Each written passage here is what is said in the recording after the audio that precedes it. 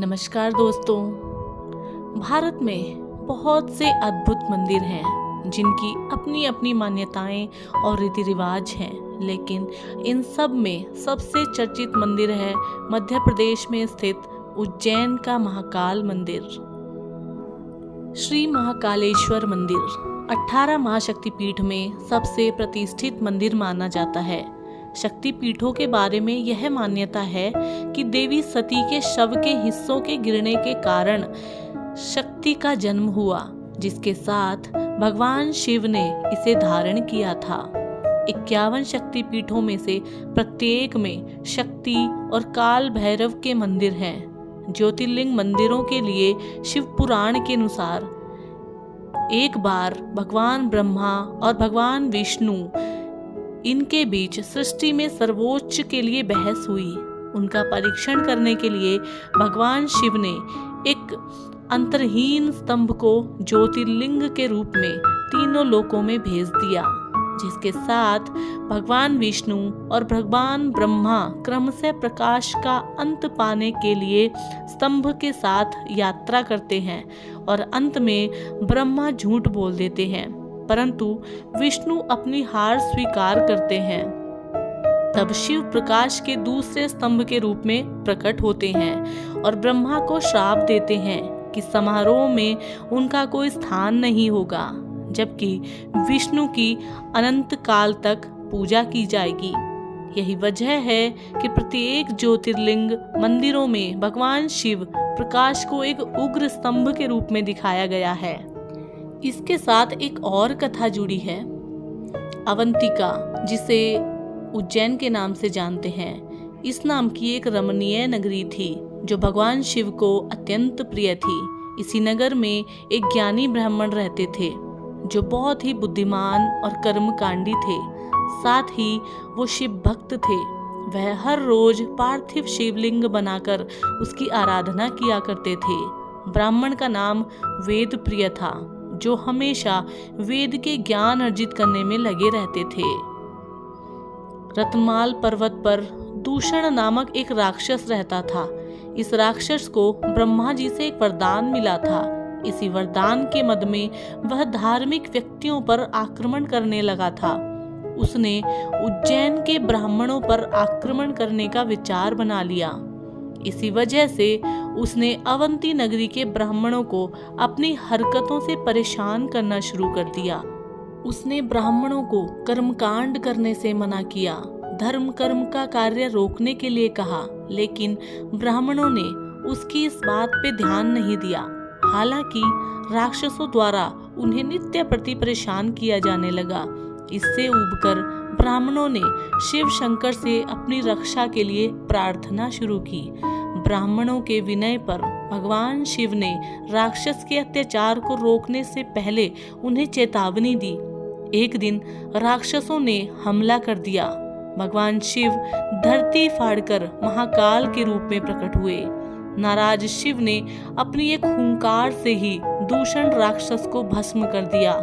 भक्तों को वहीं रुकने के मांग से अभिभूत होकर भगवान वहां विराजमान हो गए। इसी वजह से इस जगह का नाम महाकालेश्वर पड़ गया, जिसे आज आप महाकालेश्वर ज्योतिर्लिंग के नाम से जानते हैं। आइए जानते हैं महाकालेश्वर मंदिर से जुड़ी कुछ रोचक जानकारी। यहाँ पर ताजा भस्म चढ़ाई जाती है।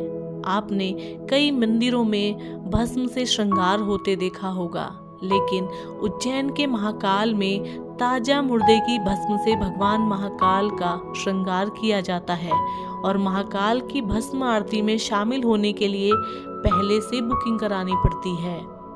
मौजूदा समय में महाकालेश्वर ज्योतिर्लिंग के 3 खंड हैं, जिसमें से निचले खंड को महाकालेश्वर, मध्य खंड को ओमकारेश्वर और ऊपरी खंड में श्री नागचंद्रेश्वर मंदिर है। इनमें नागचंद्रेश्वर शिवलिंग के दर्शन साल में केवल नाग पंचमी के दिन ही किए जा सकते हैं।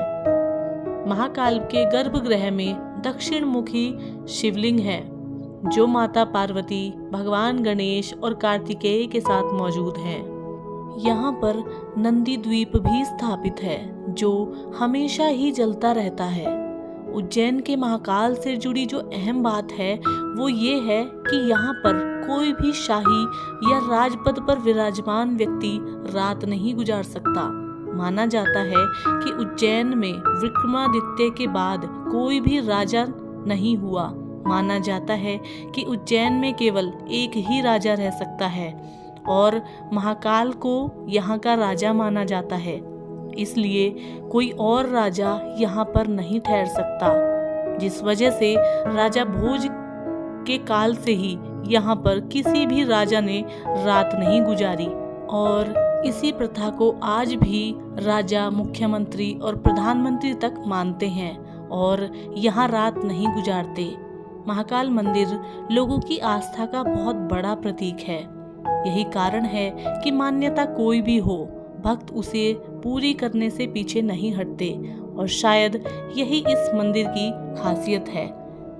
1107 ईस्वी से 1128 ईस्वी तक उज्जैन शहर में यवनों का शासन था और इनके शासनकाल में हिंदुओं की प्राचीन धार्मिक परंपराएं नष्ट हो चुकी थीं।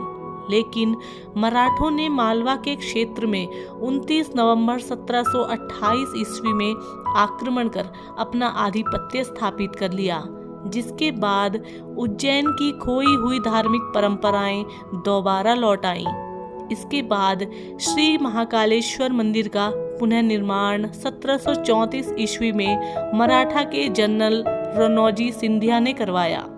इसके बाद सिंधिया वंश के दौरान मंदिर का विकास का कार्य आगे बढ़ता चला गया। मंदिर के निकट एक छोटा सा जल स्रोत है जिसे कोटि तीर्थ कहा जाता है। लोगों का कहना है कि गुलाम वंश के शासक इल्तुतमिश ने जब मंदिर को तुड़वाया था तब उसने शिवलिंग को इसी कोटि तीर्थ में फिकवा दिया था। तो साथियों, मैं उम्मीद करती हूँ आपको आज की मेरी ये पौराणिक कथा और महाकालेश्वर की कहानी पसंद आई होगी। अगर पसंद आई है तो आप मेरे चैनल आशु स्टोरी ऑफिशियल को सब्सक्राइब कर लीजिए, अपने मित्रों, साथियों और अपने परिवारजनों के साथ में वीडियो को शेयर कीजिए और सनातन संस्कृति का प्रचार कीजिए। हम आपसे मिलते हैं कल एक और नई वीडियो के साथ। तब तक के लिए नमस्कार, जय हिंद।